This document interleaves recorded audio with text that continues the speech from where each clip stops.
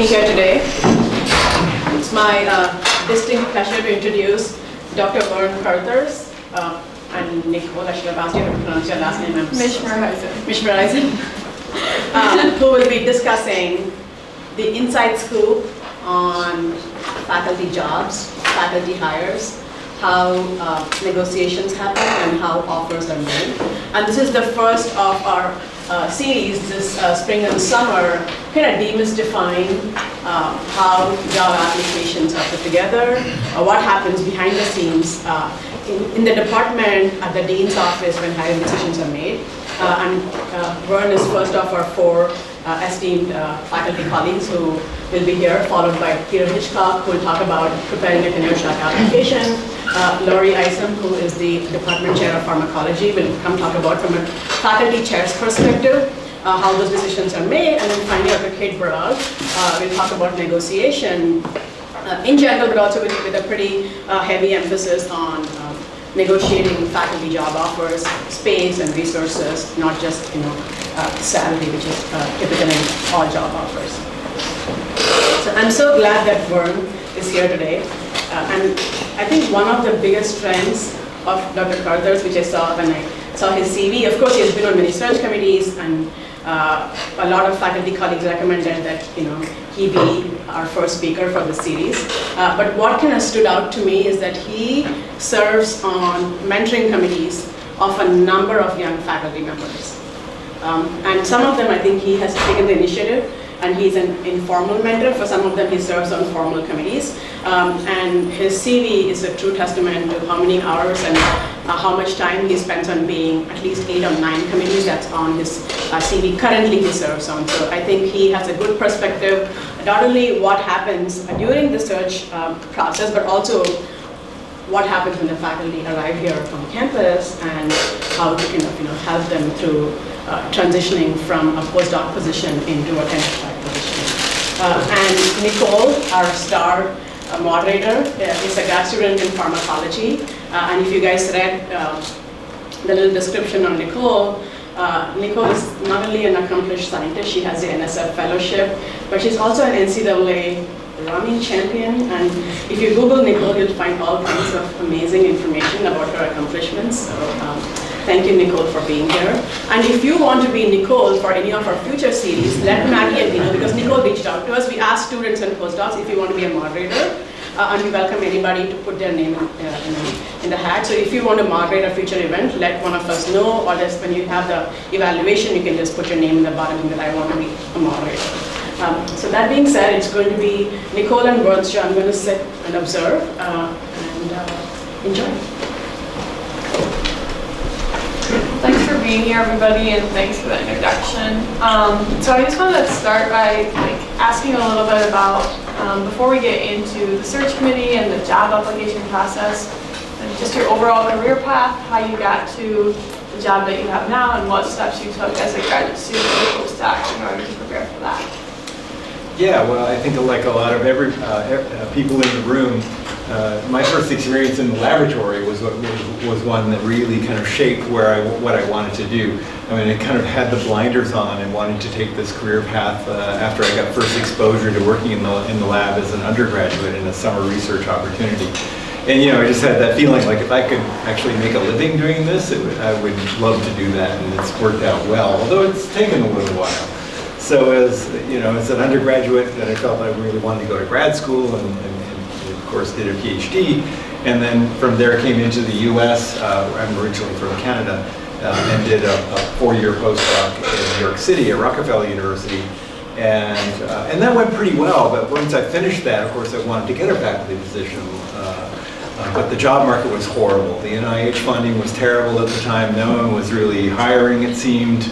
And so I really had sort of this time where I had to really think about what I wanted to do. I wanted to just leave the area that I was studying at the time, which is in infectious diseases, studying parasitic infections. At the time I was working on tropical infection, and no one seemed to care about that in the US. Or do I want to go into something that's maybe a little bit more mainstream, really sexy? I thought about going into cardiovascular disease, because that, although my heart wasn't really in it. And so, I decided I'm just going to change into a different system, into a system that really does affect the health of rich countries, including the United States. And so that was, I think, a pretty good tactical move. And so I did a second postdoc at Washington University in St. Louis, going into a new system, one that was kind of up and coming at the time. HIV/AIDS was a huge issue, still is, but at the time there were no treatments for it, and this was an infection that affected that population. So that worked out really well. After that, and having new opportunities to really develop new projects, I managed to get a faculty position at Johns Hopkins University. I applied for probably 80 faculty positions through that search, and got 2 interviews and 2 offers, but one that was reneged. And so at the end of the day, the opportunity at Johns Hopkins University is the one that I took, and had my group there for 8 years, which went really well. But then there was an opportunity that came up here. I was very interested in getting back into this area, and Ann Arbor just seemed like a great place, as well as the institution, of course. And that was a great move too. I really enjoyed being here ever since for about 12 years now. So yeah, it was, always wanted to be a faculty member, and managed to make it work, but it took a while. 2 postdocs, 8 years of postgraduate training before managing to be competitive enough to get a faculty position. So we're going to start with some questions about the search committee, and then after that, if there's any questions from you guys, we'll take those, and then there's a lot of other questions that were submitted about other related topics. But the first question about the search committee, as Jobas said, you served on a number of these, and so I guess I'm just wondering if you could tell us about the role of the search committee, how the committee is chosen, what their job is, what charge is given to them, and how they interact with each other, with the candidates, and with the leadership of the department. Yeah, obviously the role of the search committee is to identify the best candidate for that open opportunity in that particular department or unit, whatever it is. And it's going to be different depending on the department. So sometimes departments or units will just want to get the best person, regardless of what they work on, pretty much. There's a little asterisk to that we can talk about some more. Or sometimes they're actually looking for someone in a particular area, general area. So for example, our department is mostly about infectious diseases and immune response to those infectious diseases. And so there are different categories of infectious viruses, bacteria, parasites, and even immunology. There's sort of innate immunology and adaptive immunology. And so sometimes there will be, sort of within one of those sub-fractions, there will be a search going on as well.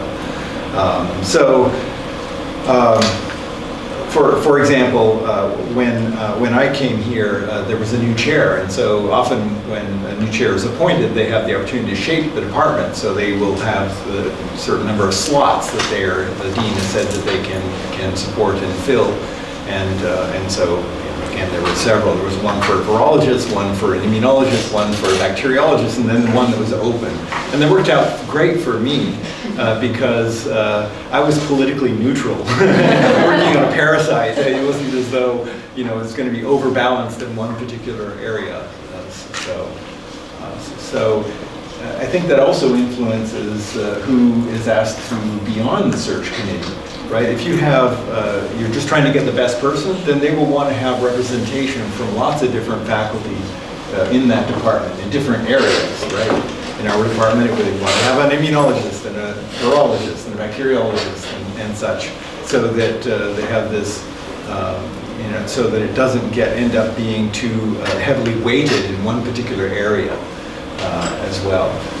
Whereas if it is more of a focused search, then they'll want to weight it more in those kinds of expertise, so that those people can better evaluate the candidates and how much impact their research has had and might have on that particular area as well. So the composition of the committee will be influenced by whether you have a completely open search, but also or whether they're more specialized. Now I'll say also that I think departments typically realize that they can't do everything, that they do going to have some certain strengths that they want to try to build on, thematic aspects too. And so that's something to consider as well too. You know, if you are looking at an opportunity in a particular department, you want to kind of look and see what are their strengths? Do your strengths kind of fit with those, or are you going to be completely an outlier where it might not be such a great fit too? Or in some cases, you potentially use that to your advantage if you do get an interview and that there isn't great representation in that department from a teaching standpoint. If they're really, you know, you could probably emphasize that, hey, I can teach in this area and the students will get exposed to this area that you don't have, this important area that you don't have representation of, right? So I don't know what other aspects of the search committee we want to cover. Yeah, I think we kind of covered that question. So the next thing I was going to ask is, what are the top 3 criteria for a candidate from the search committee? And like, just basically, what do you look for in a faculty candidate? Yeah, you know, the search committees that I've served on, we haven't actually been told exactly what we should focus on. I mean, I think the focus is on getting the best person. And so I think there's room for each individual on that committee to kind of decide what they think is the most important. I would say, from my perspective, and probably most of my colleagues, it's about the publications. It's about what you have done in your research to that point. Then they will be weighted more heavily to what you've done more recently, obviously, rather than. So if if you had a really strong graduate experience, but you did even better in your postdoc, then that's going to be a good thing for you. If you did really well in your graduate experience, but then somehow things didn't work so great, then obviously that trajectory is not quite the same. So they're going to look at your publications. You know, the real challenge in evaluating candidates, I would say, and this kind of goes across the board too, is that if it's not your topic of interest, if you don't know much about the topic, it's really difficult to assess the impact that that candidate has really had on the field.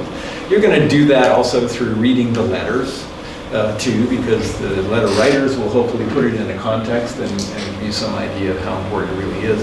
But what they're going to do, unfortunately, is they're going to look at the journals that your papers are in and use that as a proxy as to how important the work is, which we all know is kind of flawed in some ways, right? I mean, there's several flaws to that. One is that not all papers in Nature are great papers. Some of them end up being wrong, you know?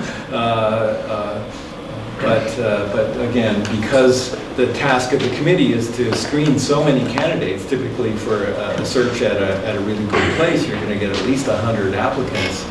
They have to have some way of kind of trying to triage these applicants, and so they're going to look at papers and they're going to look at the journals that they're in.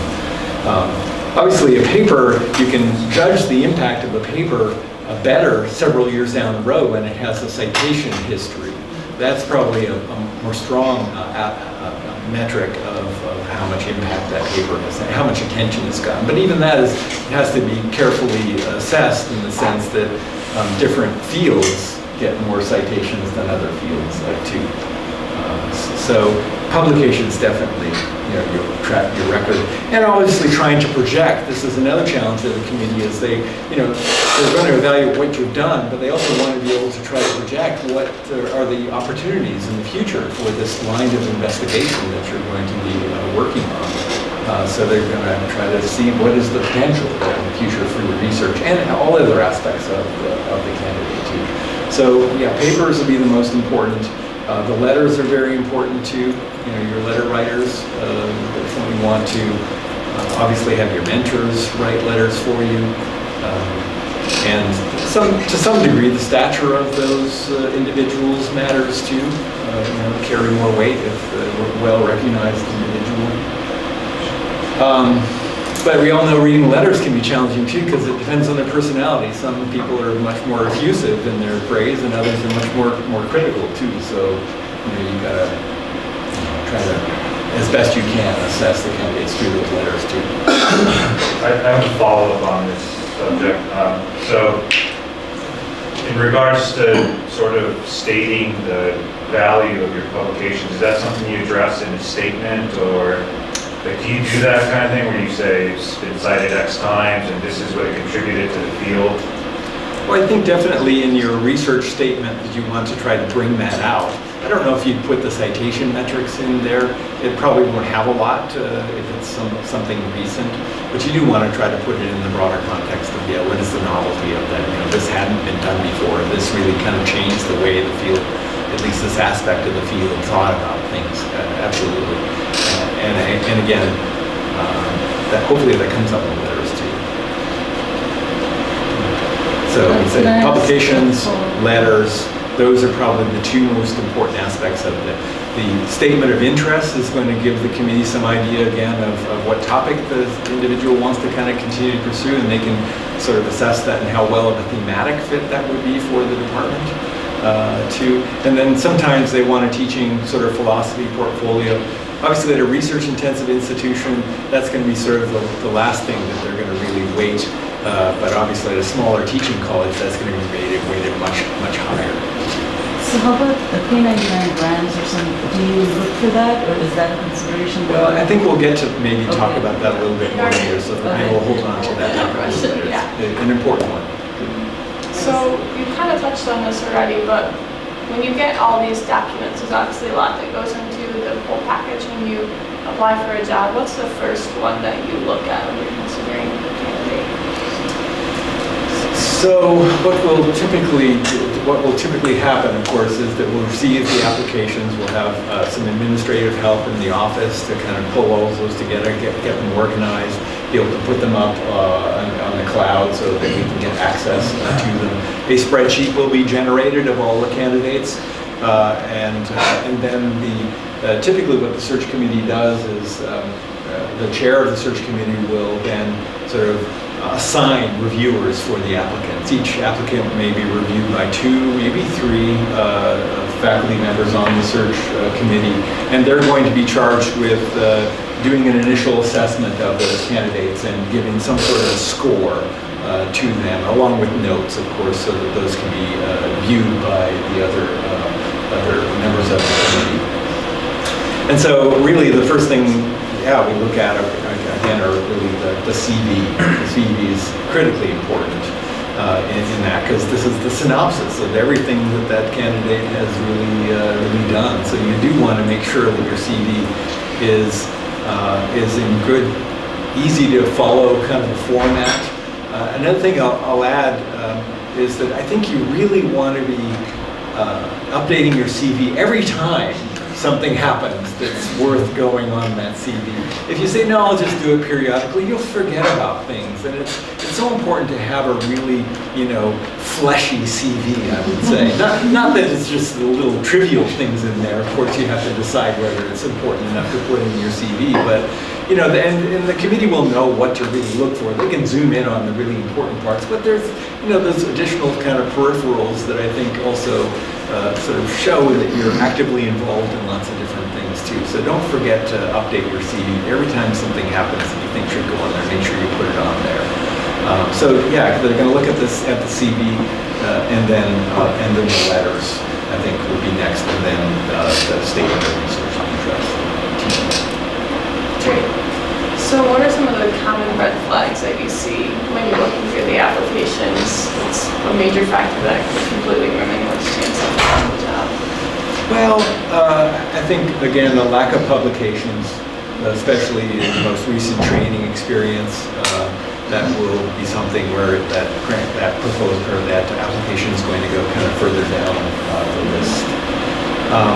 If a candidate has gone through, say, 3 or 4 post-graduate training experiences, then they start to become a little bit less attractive, I think, for these opportunities. Just because you start to wonder, well, why haven't they landed yet? I mean, it's challenging to get a faculty position, no doubt, but kind of the longer you circle the airport, as one might put it, perhaps the less attractive you might be. I mean, there can be different, but that's not a hard and fast either. If you end up being in a really hot area and things really take off, then that's going to boost your chances too. So it's not an absolute, but I think that's the case. Obviously, if there's a really short training experience on there somewhere, where you did a postdoc for like 1 year and that wasn't in the lab that you did your PhD in, because that often happens, of course, you're trying to finish something up or just waiting for the right opportunity to go to another independent training experience.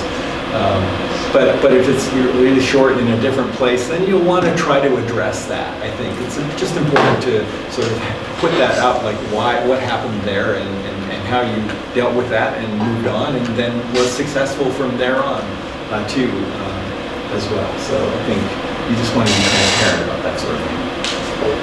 I've heard like having a research faculty position in the meantime has a negative impact on getting a tenure track faculty position. Is that your experience too? Not necessarily. I think again it depends on how well you're doing in that position. If you've managed to get some great papers out, maybe even gotten a little bit of funding in that position, then I think that can still set you up well to be in a tenure track opportunity, perhaps somewhere else. So I think if you're again in that position for a long period of time, then it starts to become maybe a little bit less attractive. But it also depends on what you're doing in that. Like research track faculty aren't necessarily expected to do a lot of teaching or do a lot of service activities, but if you manage to do some of that, if you're really kind of functioning as a tenure track faculty, then I think that would be looked at as a positive. So are there any more questions about the search committee kind of specifically? If not, we can move on to talking more about like finding jobs, knowing when you're ready for a postdoc, how to apply, all those sorts of things. Yes. I have a question about, so you said you applied for 80 or so jobs. How much did you have to customize each application? How much effort is worth doing that? So I applied to any position that I felt there was at least a reasonable chance, right? And this was back when you couldn't just send it out by email. You actually had to lick a stamp.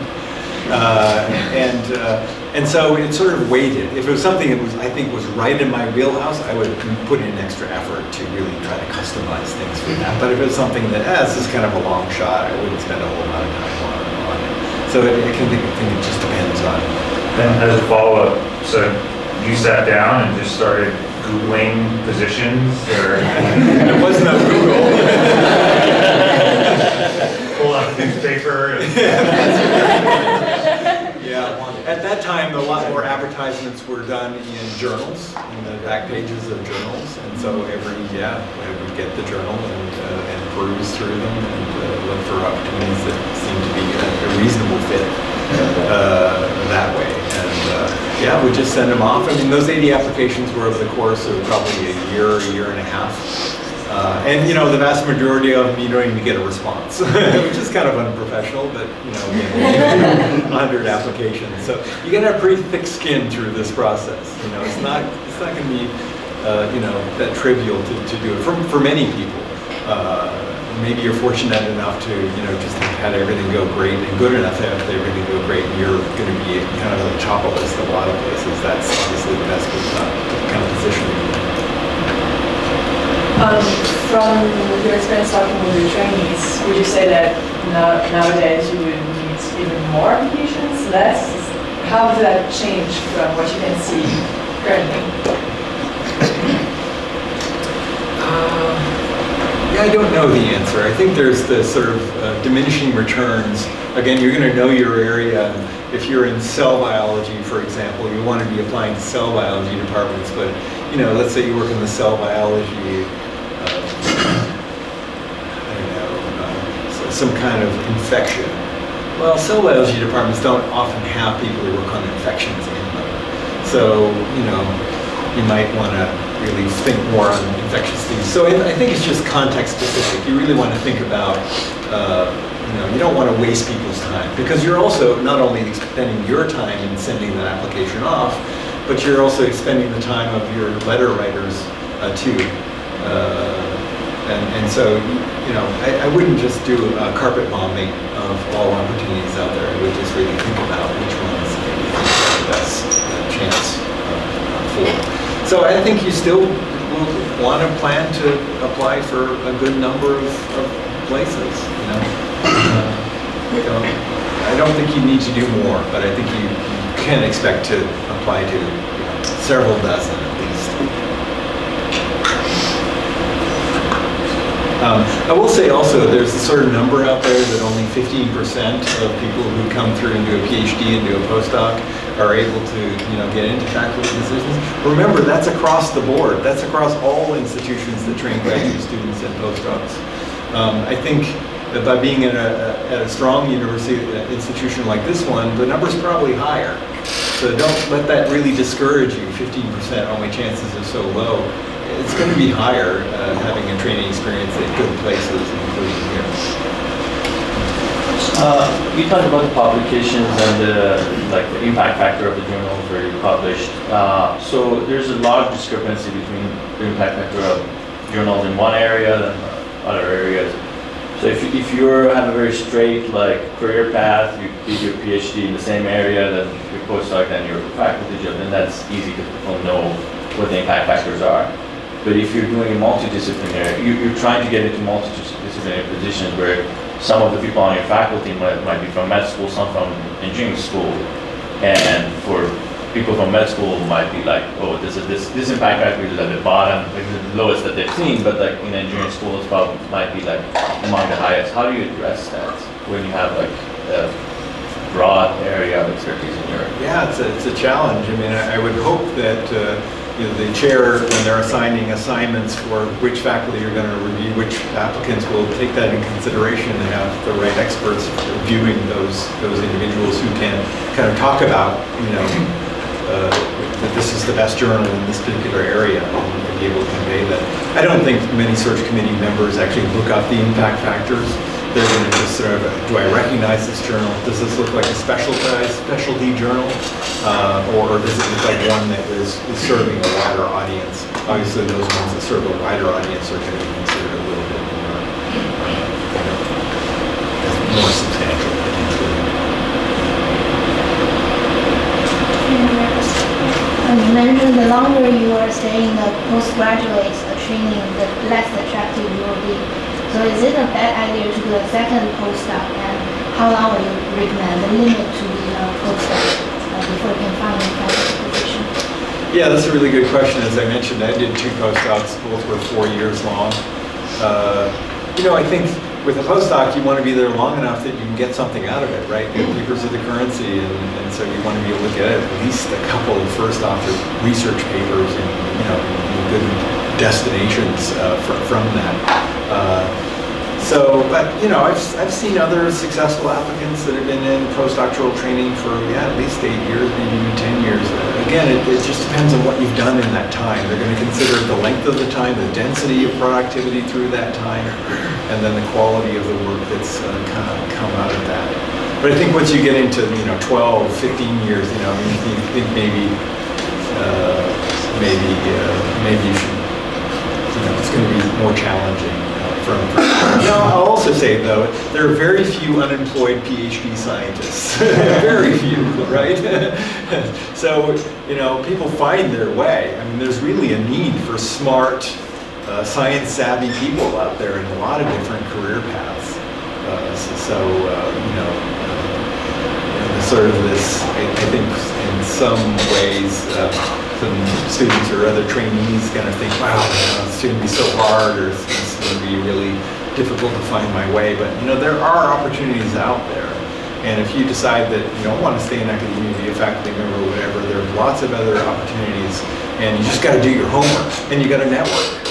You can be in charge of your own destiny if you really take charge of it. Kind of on the flip side of that, of what's too long, what's too short, or when do you know that you have enough on your CV to start looking for a job? Because there's a lot of effort and time to do that, so you don't want to do it too soon. Yeah. So I've tried to tell my trainees, and we're scientists, so we like to think of numbers and like to think objectively in that way. I give them actually a currency of papers. I think if you're a first author research paper, that's a currency of 1. You get one credit for that. If you're a middle author paper, it's a half a credit, or a review article would be give you half a credit, that sort of thing. And if you can have 1 credit per year, I think you're on a great trajectory. So just, you do a 5-year PhD, you do, a 4-year postdoc. If you're on that kind of a credit scale, I think you're ready. Now, again, if you just really kill it and 2 years into your postdoc, you've got, that really field paradigm shifting, paper, then why not write it and start looking at opportunities there at that time. So I don't know, it's hard to say, it really is. So sorry. Go ahead. I have two follow-up questions. So the first is, as NIH and other institutions are pushing big research training areas to move towards shorter postdocs, have you seen a shift in the type of application in terms of that currency that you're talking about? Michigan has a 5-year rule, St. Jude's has a 5-year rule. A lot of other institutions are going to go there very quickly for postdocs. 5-year rule meaning that you need to move into a research track faculty if you're going to stay be in the same place longer. Do I see what? Kind of a change in how the discussions of faculty searches are in terms of, if you evaluate someone that has 8 years of postdoc, hopefully they have more papers than a 5-year postdoc in general, but that changes the dynamic of how you compare those candidates maybe. It's true. Of that at all, or? I think they do try to consider the density. They'll consider the length of time in terms of how many papers and such that come out of it. But, I think that you're building a portfolio, right, of experience and knowledge, and so in that sense, someone who's gone into a research track faculty for a couple of years or a research associate, I think they'll still be viewed, as a strong candidate, as long as they continue to be productive. I think it's just, again, once you get into much longer is where it starts to maybe diminish. And then you mentioned about kind of the evaluating middle authors as papers, and I talked to a couple other chairs in other institutions where they say they're trying to get away from evaluating that so discreetly because they don't know the politics behind a lot of it, because it is so competitive for papers now that a second authorship may have done quite a substantial amount of work. And I'm wondering if that discussion was had. I can only say my view on this. I think I do, if I see a second author paper, that definitely counts for more than someone who's just buried in the middle of a big, long list of authors. So you kind of notice that. But it's really about the first author papers, that you're going to really look at most carefully. And it's going to be mostly about the research papers. If you've written a review article and you're first author, that also carries some weight too, because it suggests that you're capable of integrating information and you're really maybe part of becoming a thought leader in that field as well too. So definitely we'll consider that also. Maybe that gets, 0.75 credits. Right? We didn't try to dissect it that closely. Yeah. Just a minor technical question. When you are co-first author, months after, how do you highlight that in your resume? Yeah, well, people typically highlight it with the asterisk, right? So asterisk, and then I would suggest that don't put the footnote to that asterisk at the bottom of your reference list. Put it right after the citation itself. I don't know if there's no, to my knowledge, there's no international committee that decides on how to, give credit to co-author papers like that, for co-first author papers. In my view, if it truly is a co-first author paper, then you have to, if you're in the second position officially, you have the right to flip it around and just say that this is truly a co-author, and that's my view on it. It's hard to find a paper because we look the paper up and it's the same.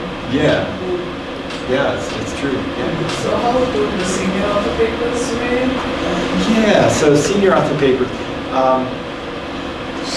So I think they weigh a lot, right? If you have a senior author paper, say you were in a research faculty kind of a situation, and your mentor was really recognized that you were the one who kind of came up with this idea and one who kind of led the project by also mentoring other trainees that were working on the project too, and they say, you should be the senior author. And I think that carries a lot of weight. It just says that that person's really capable of managing a research project, and that's going to bode well for them to be in an independent kind of position. So So given a choice between a postdoc and a senior author, what should I choose? Well, Yeah, please give it that. yeah, no, it's a really good point. I would suggest that, especially if you manage to get some funding, and actually, this was kind of your idea, your project, you should be the senior author on it if you have funding for it. If you didn't have funding for it, and you're in kind of a postdoc kind of a situation, then I would definitely go for first author. If you're research faculty, that's a little bit different. Again, if you're a little bit more mature on that side of things, it might show that you can be a leader if you're the senior author. And if you do everything yourself, you should be first and last author.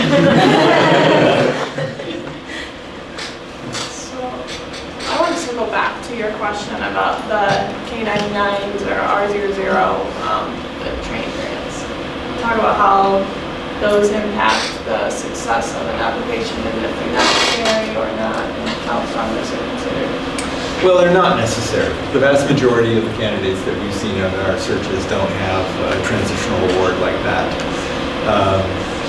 Obviously, if you do have one, it can be a considerable asset because it's shown that you have the capability of writing a strong application. I would say that also assets are if you've gotten pre-doctoral fellowships, gotten postdoctoral fellowships, those show that you can write an application that that you were able to argue why this is important and why it's worth doing. That will also highlight well on your CV. So having one of those transitional awards is definitely a huge advantage because that means that the department recognizes that you're going to come in with some funding already, it might mean that you're also going to be kind of near the top of the list of several different places that you apply to. So it can be a huge asset, but it's not absolutely necessary. Any other questions about kind of the job application process or how to know if you're ready? Or is we can talk more about the interviews as well? I would also say that you definitely want to talk to your mentor about when am I going to be ready. Not just talk to your mentor, talk to other faculty who you feel comfortable with too, because the more information, more viewpoints you can get, the better it'll be. And ask them to be frank. Ask them to be candid. So because otherwise, you might not get the right answer. It may not be the answer you want, but you want the right answer. I was going to follow up on the networking point you made. So how does that actually impact? Like, is someone's name, someone knows someone, is that actually floated in the search committee? How does that work? So I'm glad you brought that up. I think one of the really great things about the United States is that it really is a meritocracy in this way. It's not really so much about who you know in terms of getting these positions. I mean, there certainly are cases where that's helpful. But in the search committees that I've served on, it really is just about trying to find the best possible candidate, at least at the assistant professor level kind of searches. If you're bringing someone who's a little bit more senior, then that can be a little bit different. You really want to be thinking about, like, how is this person going to interact with the department? So how does networking help? At this level, it doesn't sort of hurt to know more people, right? At least they know who you are, and then they see your name come up in the list of applicants. Then that's not a harm. But I don't know that that's going to, again, it's going to be a search committee. There's not going to be one person on the committee who's going to be able to necessarily sway everyone and say this is the candidate we want to go after. It really is a very democratic process where everyone has a voice in it. Too. So that's how we try to get the best person. But evaluating people is really challenging at all levels.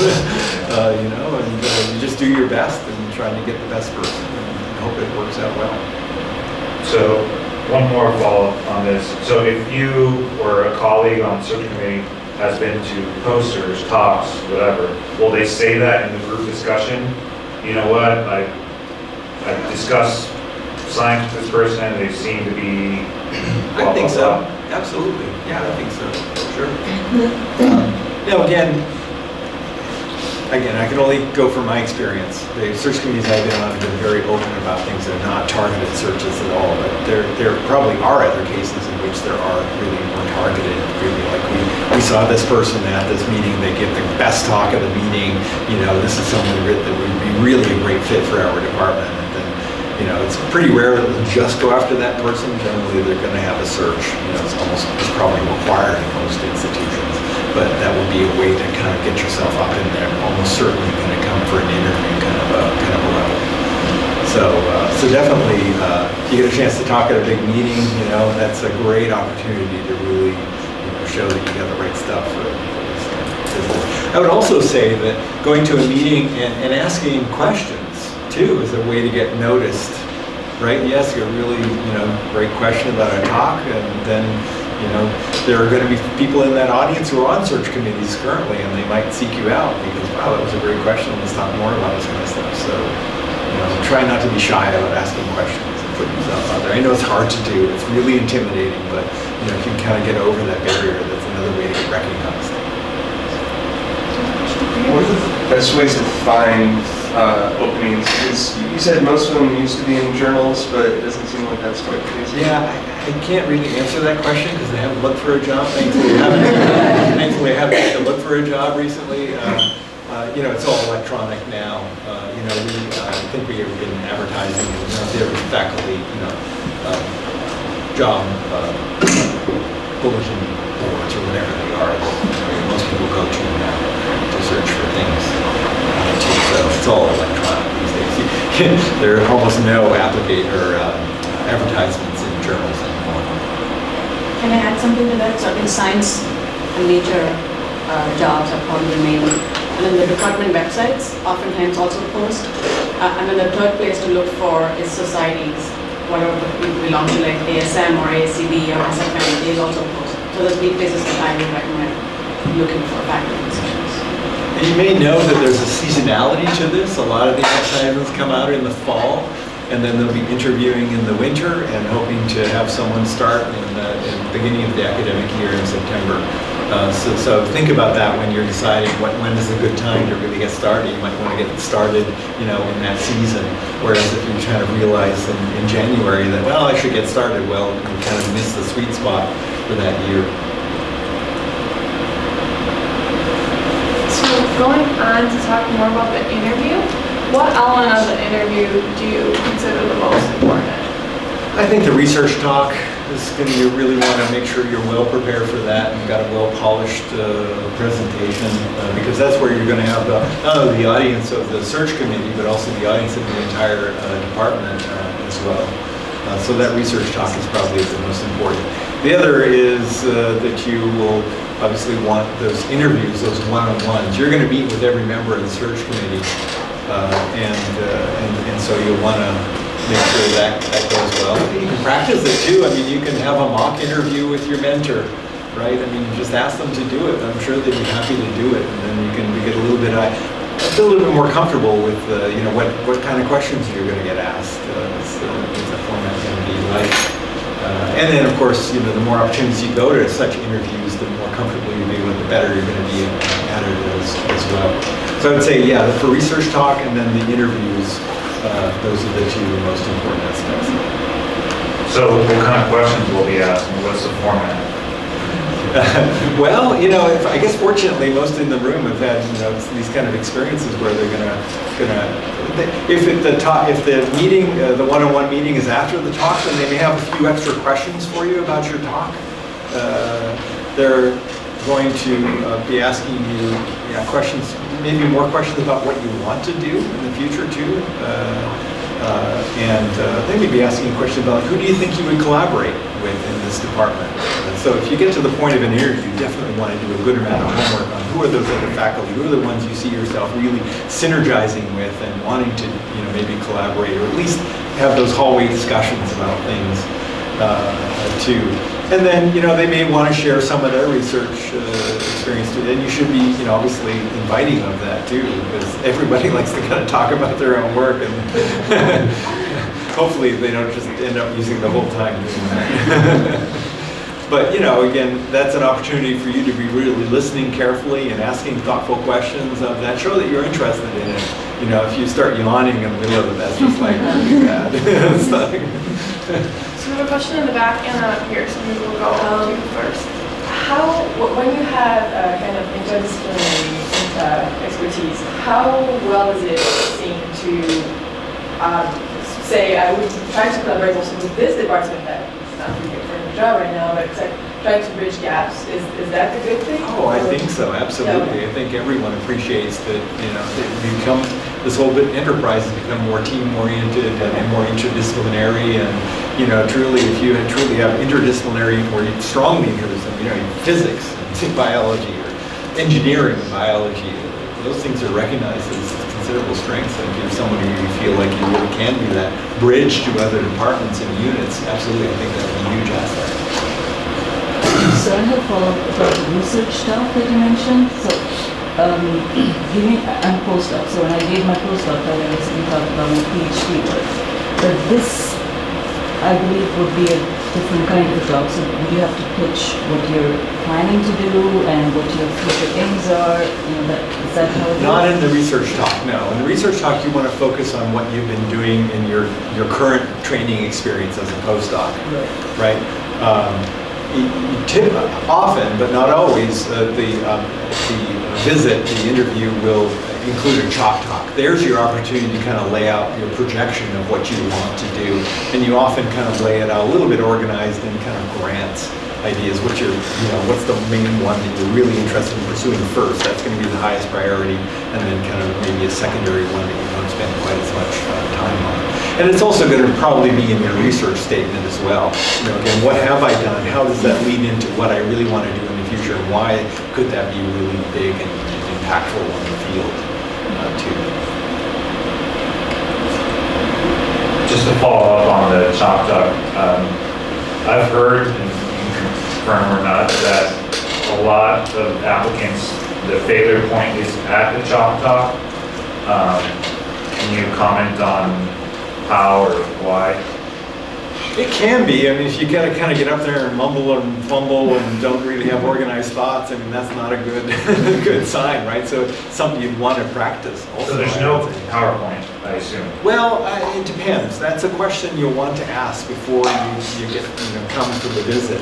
You'll want to know things like, okay, is there going to be a chalk talk? Because the sad thing is that, doing one search takes a lot of time and effort on people who are organizing it, the administrators. So often the itinerary doesn't get given to you till a day or two before. And so you definitely want to know well ahead of that, is there going to be a chalk talk? So that you can prepare for that. Also, you want to know, you should ask who's on the committee, and so you can spend some extra time looking at what they do and what their interests are. Some extra homework there as well. So yeah, the chalk talk can be important. It's not in all searches. Sometimes they'll do the chalk talk in the second visit. And sometimes they'll let you do PowerPoint, or sometimes they'll say, no, we do really want it to be a chalk talk or a whiteboard kind of a chalk. And you'll want to know that ahead of time, right, so that you can prepare accordingly as well. So definitely good questions to ask before you come, well ahead of before you come to the visit. So what does it ask, or what does it mean if you get asked to come for a second visit? And if you get invited for a second visit, or if you get an offer, like when should you notify other institutions that you should apply? So again, many searches, you have a good number of applicants. They're going to whittle that down to a short list of anywhere from 3 to up to 6 individuals who come in for a first visit. And then of those, they're going to have to decide who do we want to bring back for a second visit. At the assistant professor level, typically it's one person. You're not going to bring in more, unless they have potentially more than one opportunity, more than one slot to fill. And so, if you get back for a second visit, that's a great sign. You're almost certainly going to get an offer, right? And so this is when the table flips. It used to be that you were the seller. Now you're the buyer, which is a great feeling, right? And you don't want to go in there with all the swagger and arrogance that, I'm the best thing since sliced bread. But, you should go in and, be, assertive and think this is the, my chance to really start to talk about, if I'm going to come here, what am I going to need to really make this work well? Yeah, so second visit, getting back is a great sign. You're probably going to get an offer. Although, as I mentioned, I had an offer that was just verbal after interviewing, and they reneged on it. So, it doesn't necessarily mean things will work out, but in most cases, it's a great sign. So do you see anybody get rejected after the second visit? No, I don't think so. No. I mean, you have to botch it pretty badly, I think. Typically, in a second visit, they're going to want your significant other to come with you and your family, because you're going to be maybe even going out and looking at houses. They'll set you up with a real estate agent. I mean, this is where things really start to get to the point of where, okay, how do, it flips. Again, the department chair is going to be wanting to recruit you. What can we do to get you here? So I'm not part of your second half or third half is also researcher. When we teach them again. The two-body challenge. That's a huge challenge. It helps if you're being recruited to a big institution where there may be more opportunities. The U of M has an office, a dual career office here, where they really work hard to figure something out for the significant other, in terms of their professional. If it's in research, at the university, then they're going to be looking to see what other units might be a good fit for that spouse. But even beyond the university, they're going to try to network and connect you with opportunities. So when is a good time to talk about them and who should be? Well, I think, you want to talk about it at the second visit. I don't think you want to talk about it when you do the first visit, because, that could potentially work against you. You want to be, the one they want, and then they'll do everything they can to try to get you there.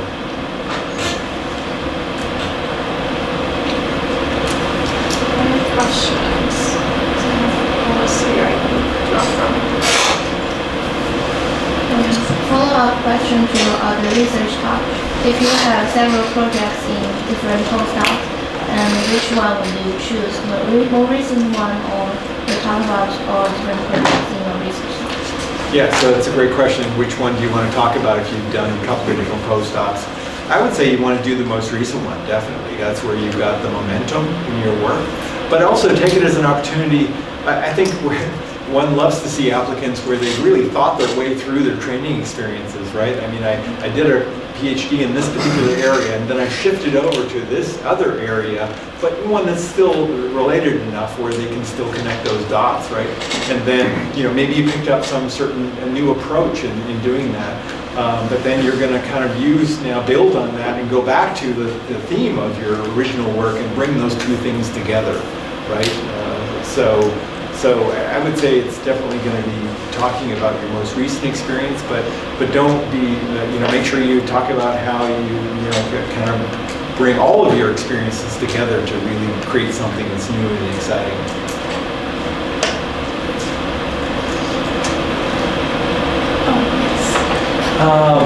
I don't know if you encountered this in your area or not, but in terms of commercialization, working with industry and technology transfer. I've heard conflicting things. Some people think that it's a very positive thing. Some people think that, some professors don't want somebody who's focused on science, and they're afraid that, this person is just coming in to make some money. Have you encountered that, and how do you feel about it? Oh, I don't know. It may depend on the particular area of the field. If you've been involved in product development or translational aspects, then that may be weighted in certain areas more heavily than others. If they're, we want to see dynamic individuals, right? People who are, entrepreneurs in a little bit. I mean, when you are running your lab, you're like a small business owner in some ways, and you're kind of generating, funds through grant applications and. Nowadays, NIH is, it's always been a challenge, but maybe even so now, so you're going to be thinking about what other sources of, support can I get from? You can draw from industry, that can be a big asset. I think the university here has recognized that having these partnerships with industry can be a really nice supplemental support system for research here. So I don't know that they're looked at as a negative.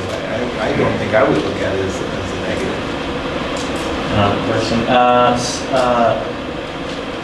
I've heard like it's very difficult to get a faculty position at the same institution where you're doing your postdoc. First, is that true or not? Second, if you really want to stay in that institution, do you suggest any strategy like to achieve that? It's hard for me to say how difficult or easy that is. I think that I've seen many successful cases of people who do start out in some sort of a postdoc and do really well. I mean, especially if you have very supportive mentors and really recognize your talent and potential. It can be a challenge though, because you're under the shadow of your mentors too, and to be able to make sure that you stand out as being independent. That can be a challenge too. So I mean, it certainly can happen. It does happen. But whether it's easier or harder than going to a different institution, that's really difficult for me to say. I can't say. I have a question about the checklist or the research statement. So in what the time scale you want to talk about your research? So say I can easily talk about 3 or 5 years what I can definitely do, but people will say you have vision of your future research. But what time scale, say 10 years or 20 years? So it becomes impractical at some point.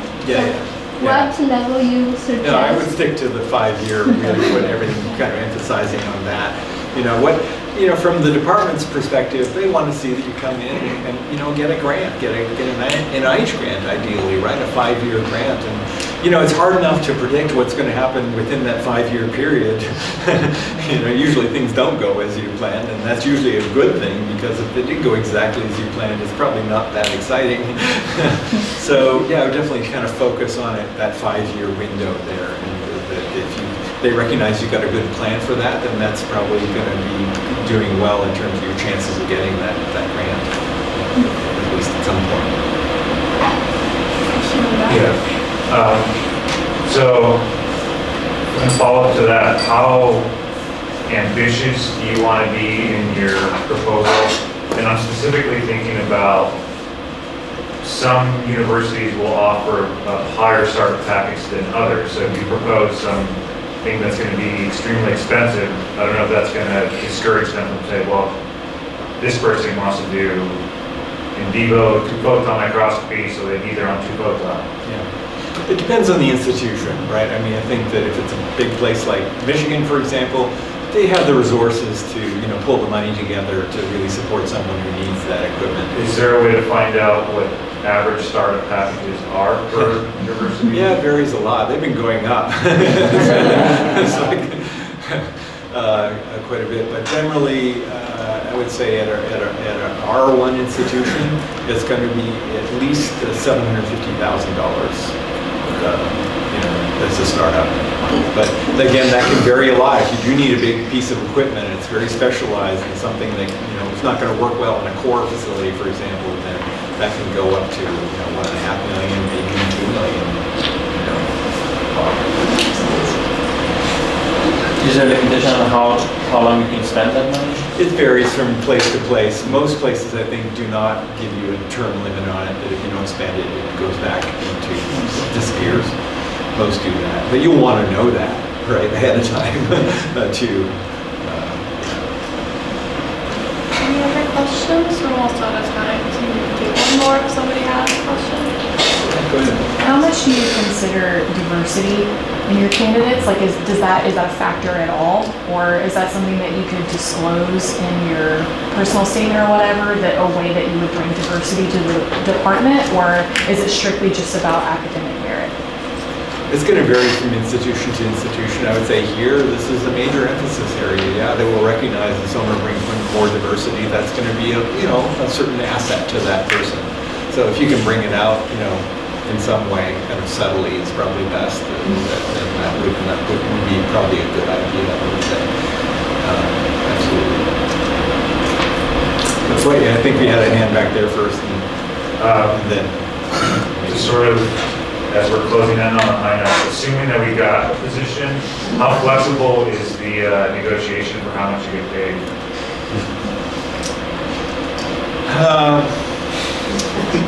Yeah, and again, it'll vary by institution, and that's hard information to find out, I suppose. You know, they're generally going to have a somewhat of a narrow range, I would think. So how much do you push, I guess, is the question. It depends. If you have another offer somewhere else, you can really push. But if you don't, then yeah, you probably don't want to push too hard. It might not reflect well on you. You want to get off to a great start, honestly. Yeah. Maybe last one, yeah. How much weight do you give to service during your postdoc? A little. Yeah, I mean, it's not, again, not the most important thing, but those are those kind of peripherals that says this is going to be potentially a good citizen for the department because they've taken the initiative to, I don't know, to join the faculty, to be the postdoc representative at the faculty meetings. And I would suggest that you should do that. If you get the opportunity to be a postdoc representative or student representative faculty, that's a great window into how things function at the faculty level. Great experience, I think. So, yeah, I think leadership qualities is something that we're going to be looking for in these people too, because we all want to have leaders. They're going to be at least leaders of their own group, if not become leaders, you know, in some capacity at the institution. So if you've taken initiatives, if you've done some service activities that don't take so much time that they're really pulling you away from getting those great papers, then yeah, they can get involved in it. Okay, well, you know, I have a few minutes afterwards. Do you have any additional questions? I'd be happy to try to answer them. Let's stand for